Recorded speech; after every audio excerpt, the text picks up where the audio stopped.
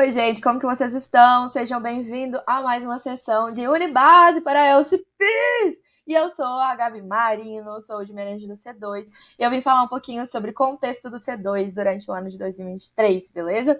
E para a gente começar a falar sobre o contexto do C2 em 2023, eu preciso trazer para vocês que a realidade das entidades da ESEC no Brasil em relação ao Cluster 2 durante esse semestre de 23.2 considerando as entidades de GV, BH, Recife, Floripa, Limeira, Pelotas, Brasília e Mackenzie, tá bom? Eu trago essas entidades porque eu preciso mostrar para vocês qual é o papel do C2. E o papel do C2, basicamente, é de escalonar os resultados operacionais e conseguir, assim, dessa forma, estabilizar a maturidade de recursos. Ou seja, que a gente consiga estar olhando para os nossos atingimentos e para os nossos resultados operacionais e, dessa forma, conseguindo trazer essa maturidade de recursos, fazendo com que a gente olhe melhor, cada vez mais, de uma forma bem mais minuciosa, para a parte de finanças e para a parte de pessoas e também de compliance. E assim, a consequência vai ser se tornar referências globais, né? Estar presente em rankings globais. E quando a gente fala sobre representatividade, estar em rankings globais, o que eu quero trazer para vocês aqui hoje é que, quando a gente fala sobre o planejado de approval de 23.1, a gente teve aí 31% do planejado da ESEC no Brasil vindo do C2. E quando a gente fala sobre o atingimento de approvals de 23.1, a gente consegue olhar que o C2 trouxe 141 intercâmbios durante 23.1. Isso quer dizer o quê?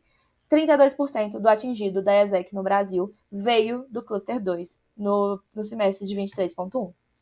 E quando a gente fala sobre representatividade de realizes e completed, a gente precisa estar olhando para o planejado e para o atingido. Então, quando a gente planejou no primeiro semestre 182 realizações, a gente conseguiu atingir 118 realizações em 23.1. Isso mostra que a gente teve 64% do nosso atingimento, né? A gente bateu 64% da nossa meta, mas tivemos 118 intercambistas realizando e também tivemos 45 experiências completas no C2 no primeiro semestre de 2023.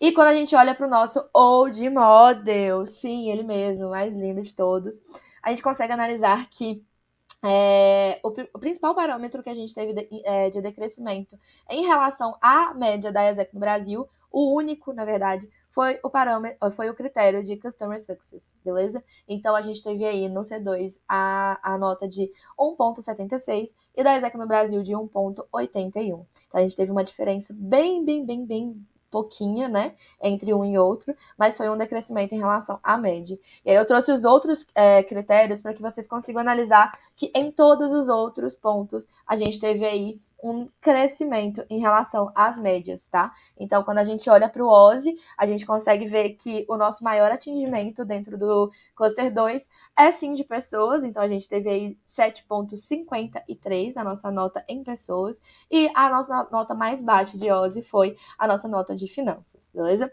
E quando a gente olha para a área PDI, a gente precisa estar olhando aí principalmente para a Customer Success, igual eu trouxe para vocês, e também para o nosso principal foco, que precisa ser em sustentabilidade operacional, que é a nossa maior nota como Cluster 2.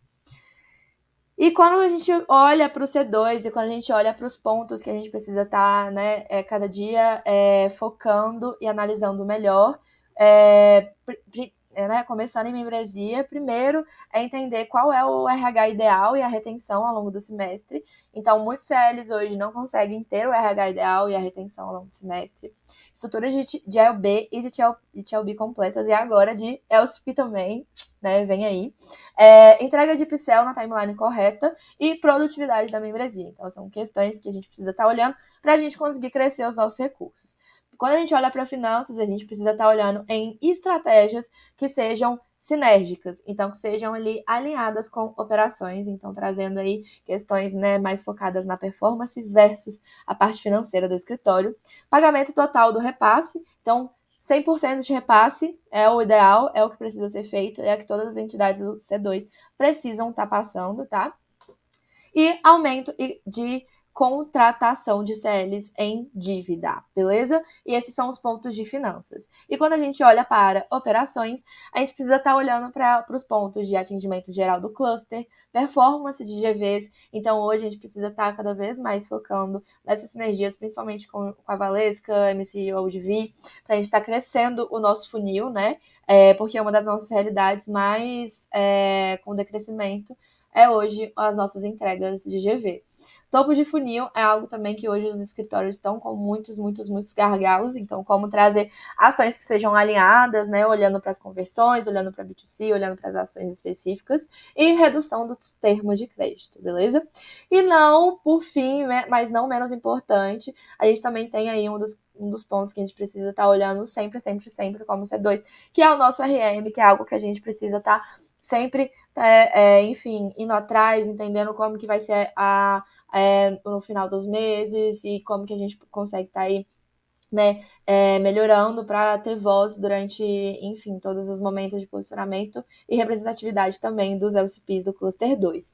E é isso que eu vou tentar, né, e vou puxar também do nosso cluster para que todos tenham voz e todos consigam se posicionar. E para que todos tenham voz, a gente precisa muito estar olhando para as frentes que a gente precisa de fato ver, né? E isso, olhar para essas frentes, olhar para esses 3 pontos do escritório, é saber priorizar os problemas, é saber identificar qual é o nosso esforço e qual é o impacto que isso vai trazer nas nossas entidades do C2, beleza? E é isso, gente. Muito obrigada por me ouvirem, tá?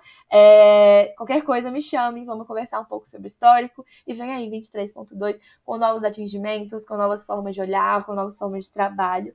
E eu tô aqui por vocês. Obrigada, gente. Beijos.